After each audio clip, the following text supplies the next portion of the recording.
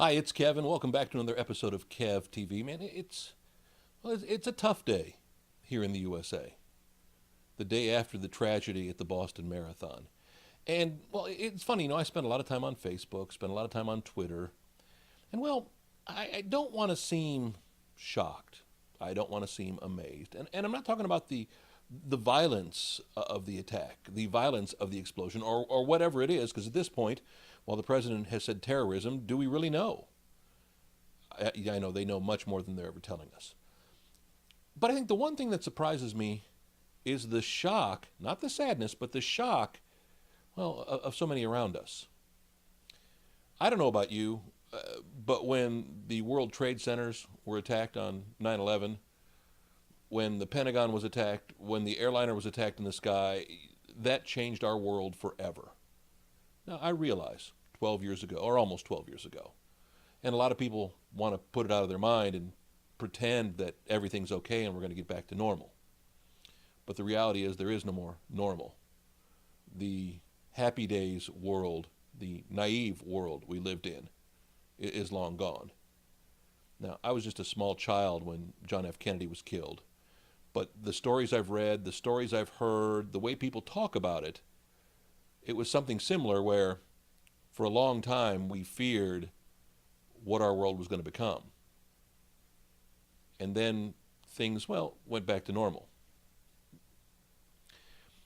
I think what's interesting to me, and the way I look at it, and I wish I had answers, but the one answer I have is don't be surprised by anything. And I think the reason, not the reason this happens, but the reason we can't be shocked anymore, well, is because of what I'm doing right now, is because of technology. I think back to, well, when I was in high school back in the 70s, and they had those big mainframe computers and the punch cards, and we were just so excited to be working with quote-unquote computers. Now you have a faster processor and a more powerful computing equipment in your cell phone, in your smartphone. Yeah, what we're carrying in our cell phones is just amazing compared to where we've come, not alone in my lifetime, but just in half my lifetime. And, well, I think the technology, while it's wonderful, while this technology allows me to do this crazy, kev-tv thing for you,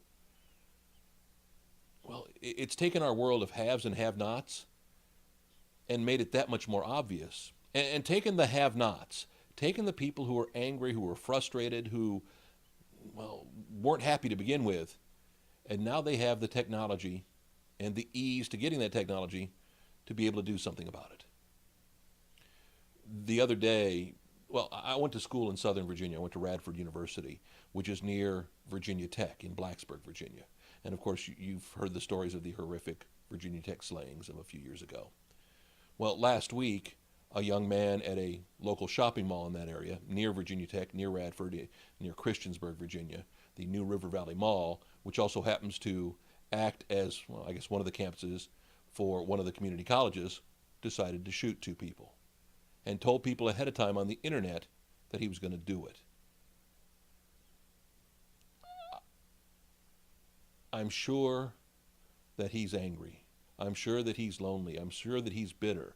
And now that he has the ability to do something about it, he can.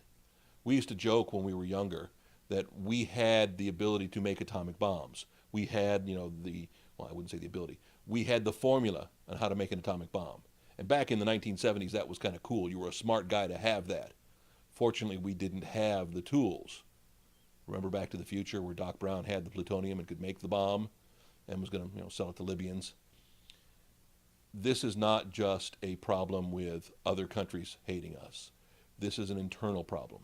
This is a problem based on the haves and the have-nots. Tax day yesterday, could that have been something? Could it have been because it was a holiday? Could it have been because it was the Boston Marathon? I'm sure as time plays out, we'll find out. But just think for a moment of all those angry people who have been there your entire life, but now look at the technology and the tools that they have access to that they never had access before. I don't want to scare you, but safe? I hope and pray, and I thank God every day that I have safety. when I go to bed at night. And I hope I wake up to that same safety. But I'm not surprised with what's happening. It's not going to be the end. And that's what we need to change. That's what we need to try to fix. That's what our politicians need to get together and do. Just food for thought, just off the top of my head. That's where my mind has been the last 24 hours or so.